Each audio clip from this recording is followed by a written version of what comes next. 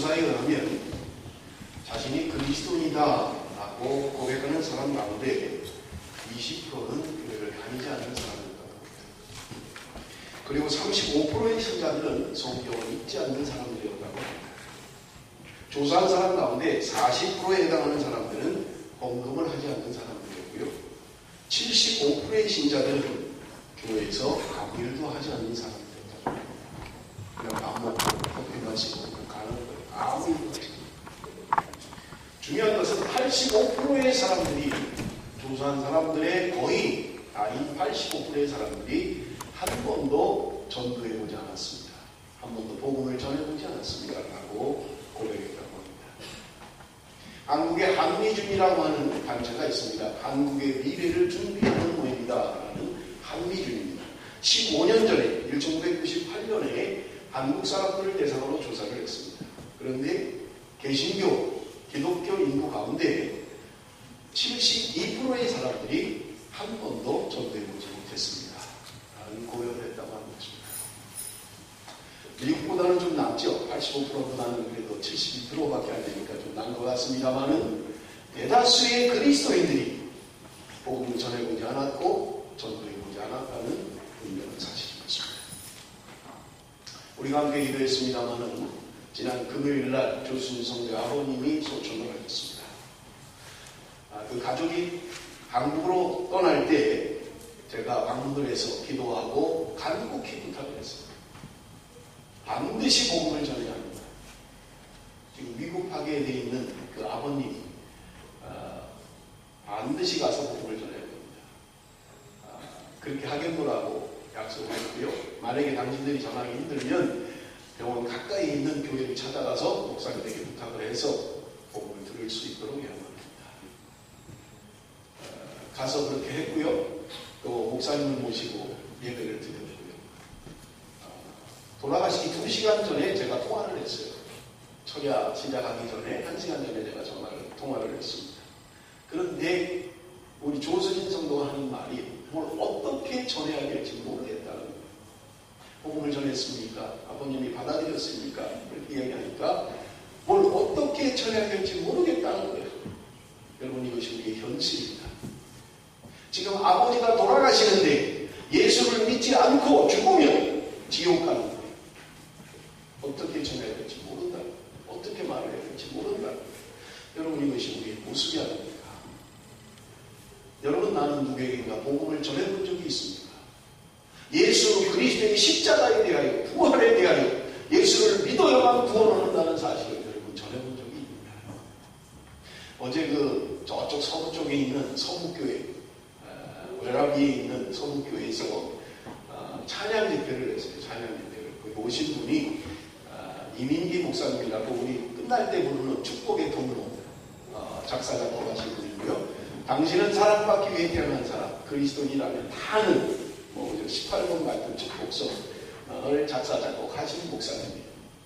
그분이 찬양 집회를 인도하면서 우리 청년들하고 같이 가서 그 찬양 집회에 참석을 했는데 그분이 간증을 하면서 그런 이야기를 해요. 자기 아버지가 자기 엄마가 예수를 믿지 않았다는 거예요.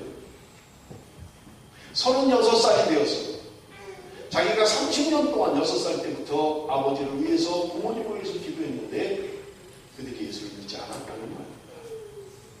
그런데 아버님이 갑자기 쓰러지신 거예요. 중환자실에 입원을 했고요. 면회조차 되지 않는 거예요. 어떻게 될지도 모르는 거예요. 그런데 오후에 연락이 돼서 응급실로 발령했다는 거예요. 응급실.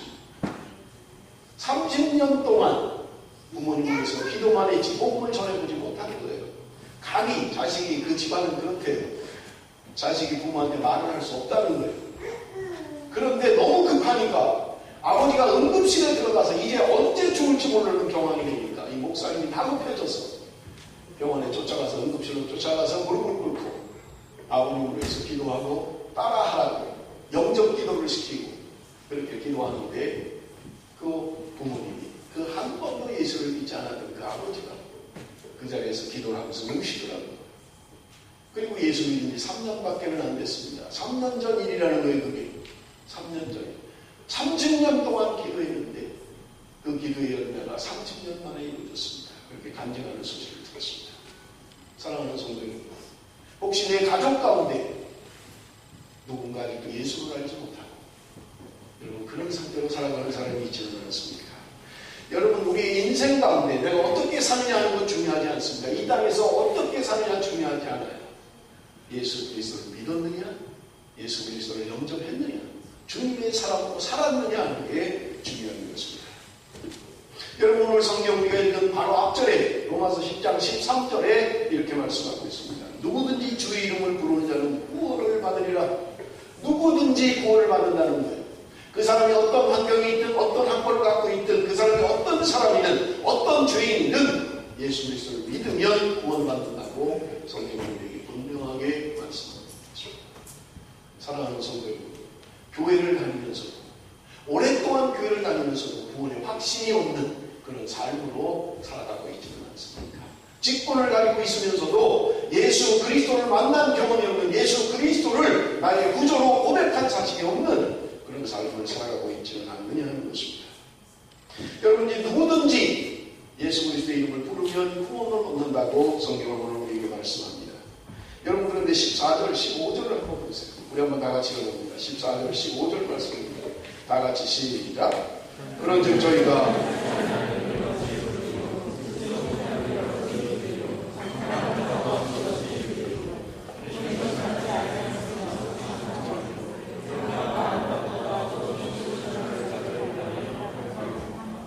여기 오늘 본문에 보면 믿어야 부를 수 있다는 거예요.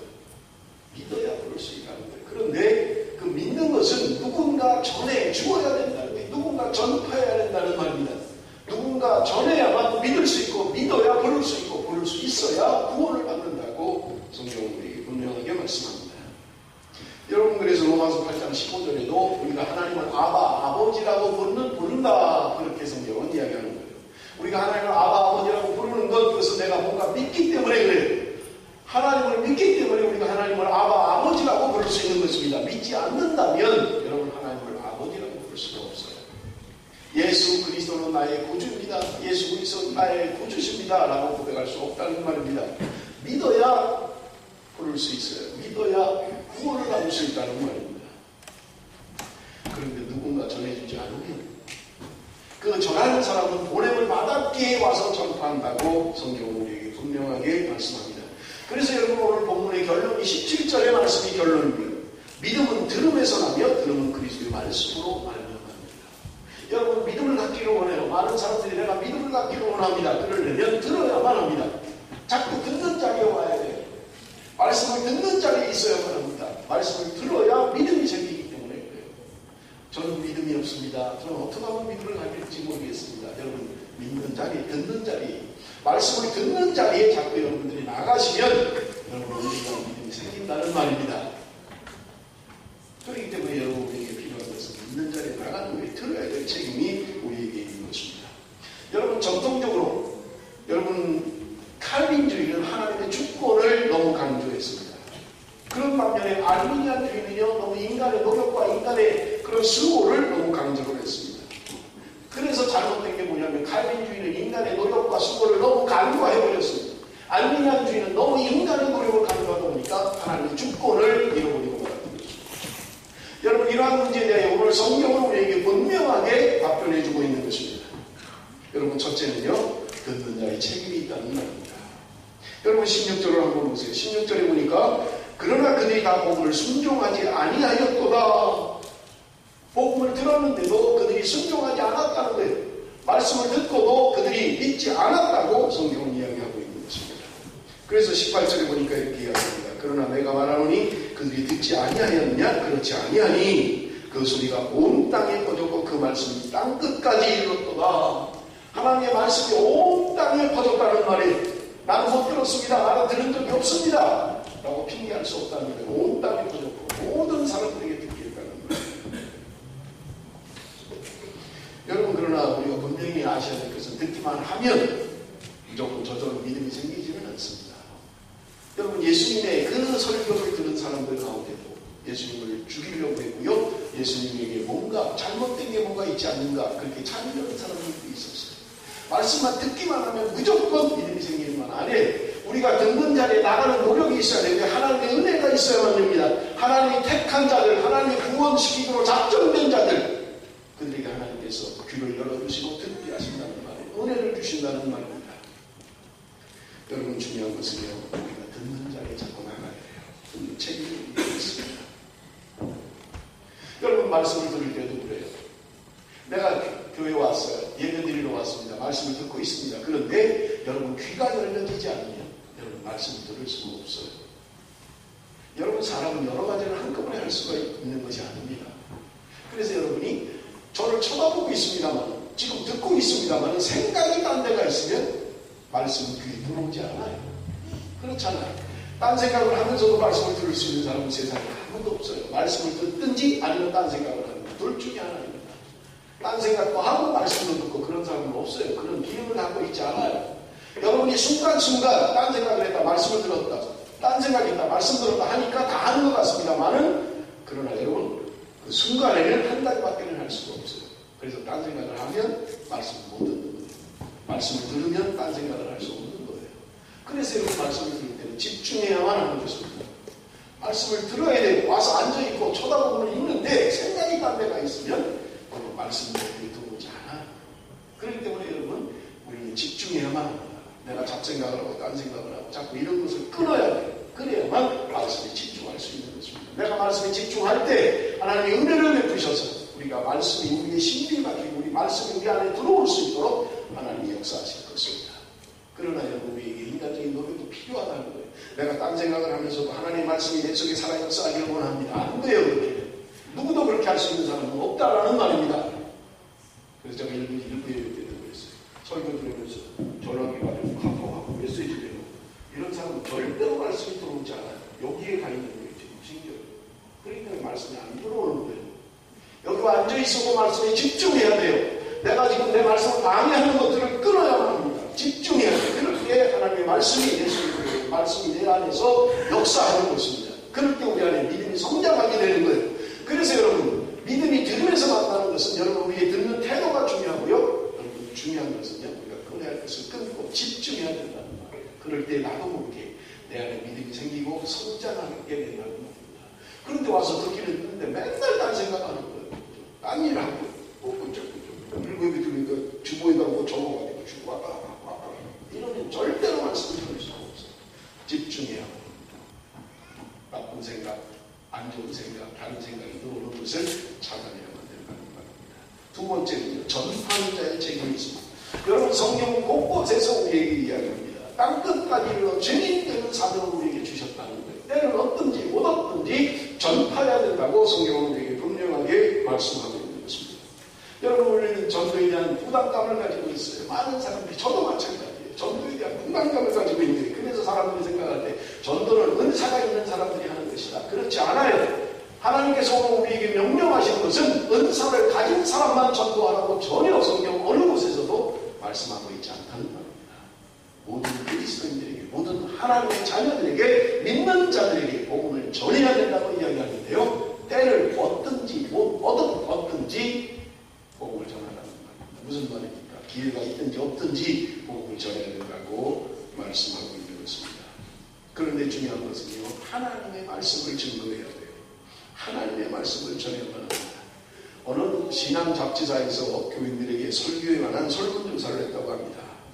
어떤 설교를 듣기를 원하십니까?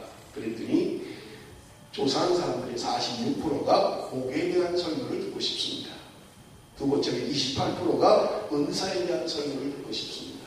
많은 사람들이 그렇게 대답을 했어요. 그래서 다시 질문했어요. 어떤 설교가 가장 부담이 됩니까? 그랬더니 첫 번째가요, 죄를 지적하는 설교입니다. 죄입니다. 회개하십시오. 돌이키십시오. 떠나야 됩니다. 이런 죄에 대한 설교가 가장 부담이 됩니다. 두 번째는요, 전도 설교입니다. 전도해라. 복음을 저거 하는 것처럼 전해야 됩니다. 부담된다. 세 번째 부담되는 설교가 헌금에 대한 설교입니다. 헌금하십시오. 11조 해야 됩니다. 감사해야 됩니다. 그게 부담된다. 중요한 것은요, 부담이 돼도 들어야 합니다. 부담이 돼도 전해야만 합니다. 부담이 되니까 이거 하지 말고, 성도가 부담될 것 같으니까 이것도 하지 말고, 여러분, 그것은 하나님이 원하는 게 아니에요. 신앙생활 자체가 부담입니다. 하나님께서 우리에게 말씀하신 것 자체가 부담이라는 말입니다. 여러분, 무디라고 하는 미국의 부흥운동을 주도했던 그 무디 목사님이 그 전기 가운데 자기의 인생 가운데 가장 씻을 수 없는 과오를 저질렀다라고 하는 그런 내용의 자기 반성하는 그런 글이 있습니다. 그래서 언제였냐면 이 무디 목사님이 시카고 대전도 집회를 행할 때였어요. 수많은 관중이 모였습니다. 그래서 복음을 전하는데 3일 동안 복음을 전하는 거예요. 그 목사님이 첫째 날 이렇게 전하고 둘째 날 이렇게 전하고 셋째 날 이렇게 전하고 자기 나름대로 계획을 가지고 있었던데 그리고 달에 올라갔는데 성령께서 갑자기 말씀하시는 거예요. 지금 심판에 대해서 설교해라. 종말에 대해서 설교해라. 우리 성령께서 말씀하시는 거예요. 이 목사님이 부담이 되는 거예요. 아니, 그거는 내일 하려고 돼 있는데요. 오늘은 말고 오늘은 시작이니까 그렇게 강하지 않고 좀 그 다음에 내일 그것을 제가 하려고 했는데 근데 성령께서 계속 말씀하시는 거예요.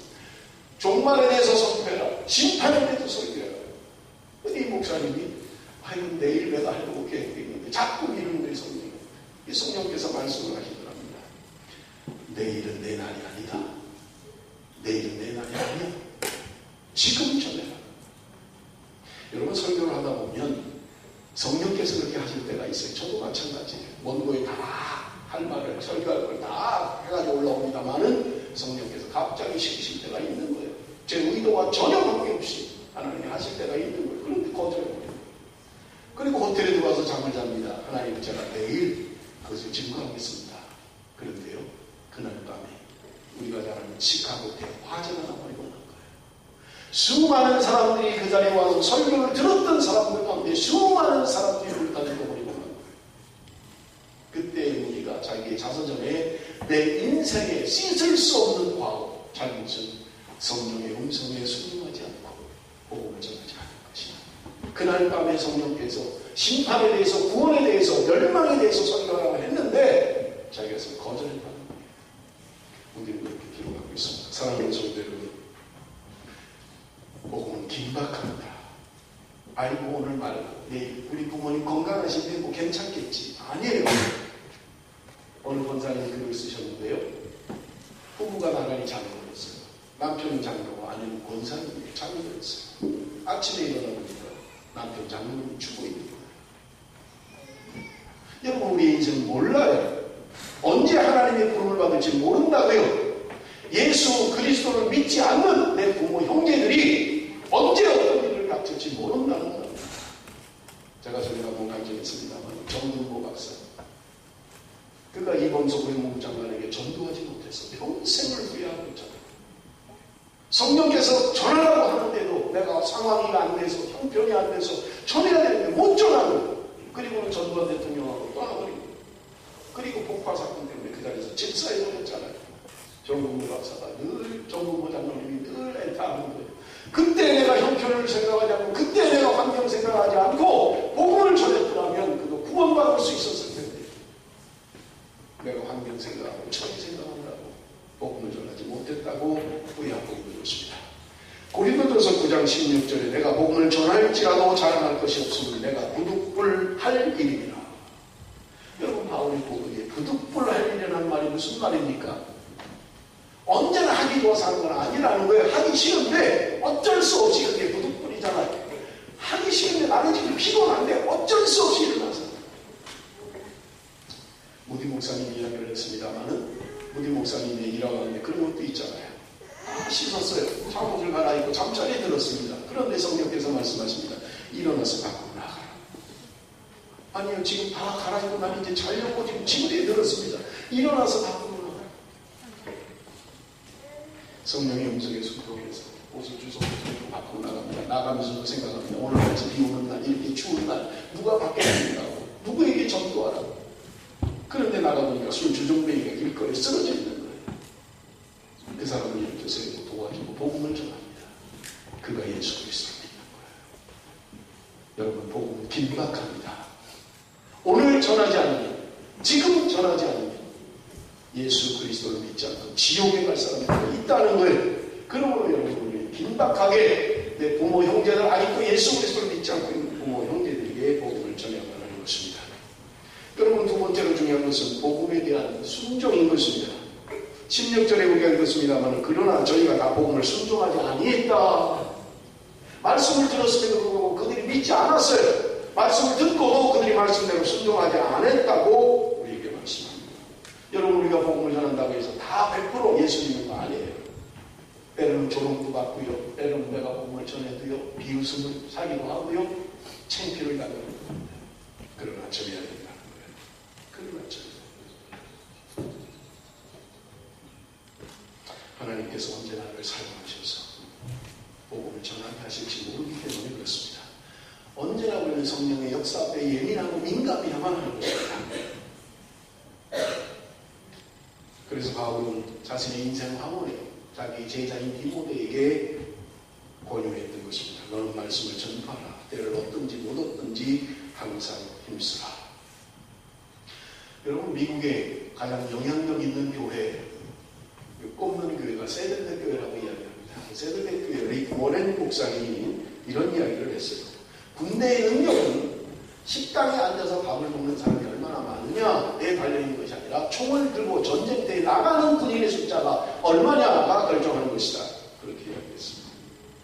그러면서 하는 말이, 교회가 아름답고 하나님께 정말 쓰임받는 교회의 능력은 무엇이냐? 숫자가 많은 것도 아니고 재정이 넉넉한 것도 아니고 정말 능력 있는 교회는 복음을 들고 나가는 사람들이 많은 교회, 복음을 들고 나가서 전도하는 사람이 많은 교회, 그 교회가 능력 있는 교회입니다. 그렇게 이야기했던 것입니다. 여러분, 한국교회 성도들 가운데 잘못된 생각들을 하는 사람입니다. 그래서 만나면 그런 이야기를 해요. 당신 교회는 얼마나 모입니까? 우리 교회는 1000명 모입니다. 우리 교회는 50명, 우리 교회는 10,000명 모입니다. 그렇게 이야기해요. 그 다음에 질문하는 거예요. 당신 교회는 예산이 얼마나 됩니까? 1년에 10억입니다. 50억입니다. 사람 모이는 숫자, 그들이 가지고 있는 재정이 그 교회를 판가름하고 말하는 게 아니라는 말입니다. 여러분, 한국교회 성도들 가운데 큰 교회를 선호해요. 여기 이민 오신 분들도 마찬가지예요. 큰 교회를 선호합니다. 왜 그렇습니까? 은닉성 때문에 그래요. 한국교회는 등록하지 않고 다니는 사람이 굉장히 많아요. 우리가 아는 선배 목사님 교회 3분의 1이 등록하지 않고 그냥 교회를 다니는데, 분당에 있는 교회 3분의 1이 등록 안 했대요. 그냥 다닌대요. 왜? 부담 받고 싶지 않다는 거예요. 누가 찾아오고 신방하고 목사님이 전화하고 싫다는 거예요. 그냥 내가 가서 예배 드리고 헌금이나 하고 그냥 우문 배신하면 끝이라는 거예요. 많은 교회들이 그들이 가지고 있는 숫자를 가지고 자랑합니다. 그들이 가지고 있는 돈을 가지고 자랑합니다. 그러나 여러분, 그것은 자랑도 아니요 교회의 본질도 아니라는 말입니다.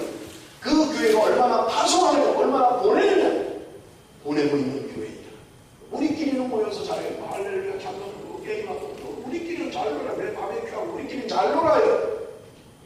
어떤 누구도 가서 전하지 않고 어떤 누구도 복음을 들고 열방을 향하여 나가지 않는다면 우리의 교회 숫자가 아무리 많아도 우리는 능력 있는 교회가 아니에요. 주님이 기뻐하시는 교회가 아니에요. 여러분, 전해야 돼요. 우리는 나가서 전해야만 합니다. 복음을 전해야만 하는 것입니다. 흩어지는 교회, 모였다가 나가면, 예배를 마치고 나가면 흩어지는 교회, 여러분의 직장으로, 여러분 학교로, 여러분 사업터로 복음을 위해서 살아요. 내가 어떻게 하면 복음을 전할까? 내가 어떻게 하면 복음을 전할까? 여러분, 사명 때문에 직장이 있어야 돼요. 직장 때문에 내가 있는 게 아니라 사명 때문에 직장 생활을, 사명 때문에 사업을 해야 되고요. 사명 때문에 공부를 해야 된다는 말입니다. 하나님의 영광, 복음 전파를 위한 주님께서 우리에게 말씀하시는 거예요. 땅 끝까지로 증인되라고 말씀하고 있는 것입니다. 여러분, 성경이라는 안디옥 교회, 여러분 최초로 선교사를 파송했던 교회잖아요. 여러분, 그 교회가 커서 위대한 교회입니까? 교인이 많아서 위대한 교회입니까? 아름다운 교회당을, 예배당을 갖고 있어서 아름다운 교회입니까? 재정이 넉넉해서 아름다운 교회입니까? 절대로 그렇지 않아요. 안디옥 교회는 세운 지 얼마 되지 않은 교회예요. 그럼에도 불구하고 바울과 바나바를 선교사로 파송한 교회인 것입니다. 자기들도 필요하고 자기들도 은혜가 필요하지만 더 중요한 것은 복음 전하는 것이다. 교회가 복음을 전하지 않으면 죽은 교회인 것입니다. 하나님께서 그런 교회를 촛대로 옮겨버리시겠다고 말씀하십니다. 마지막 이 시대에 하나님의 영광을 위하여 쓰임받지 못하는 거예요. 스위스의 신학자인 에밀 브루노라고 하는 사람은 이렇게 이야기합니다. 불은 불타오름으로 존재하듯이 교회의 생명도 선교함으로 존재한다. 교회가 존재하는 이유는 복음을 전하는 것에 있다는 말입니다. 선교하는데 그 교회의 사명이 있다고 이야기하고 있는 것입니다. 많은 프로그램, 재미있는 행사들, 그런 것이 교회의 본질이 아니라 교회는 복음을 전하는 교회입니다. 사랑하는 성도 여러분, 우리는 가야 돼요. 예배를 마치고 나면 여러분은 가야만 합니다. 내 직장으로, 내 일터로, 내 사업터로, 학교로 우리는 복음을 들고 가야만 한다는 겁니다. 내가 사업을 하는 것도 내가 직장생활 하는 것도 복음의 기회로 삼아야 하는 것입니다. 아름다운 교회는 어떤 교회냐? 오늘 성경이 이야기합니다. 아름답도다. 복음을 들고 가는 자들의 발이요.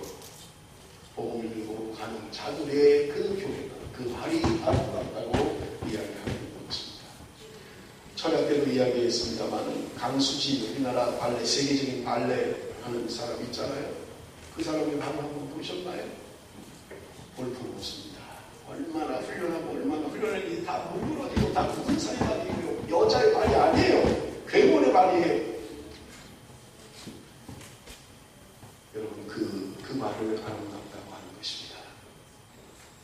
여러분 자신을 위하여 명예를 위하여 수고하는 것도 아름다운 일입니다만은 복음을 위하여 주를 위하여 여러분의 발이 복음의 발이 될 수 있다면 주님이 그것을 기뻐하실 것입니다. 오늘 마지막 21절 우리 한번 다 같이 읽습니다. 마지막 21절 다 같이 읽습니다. 시작.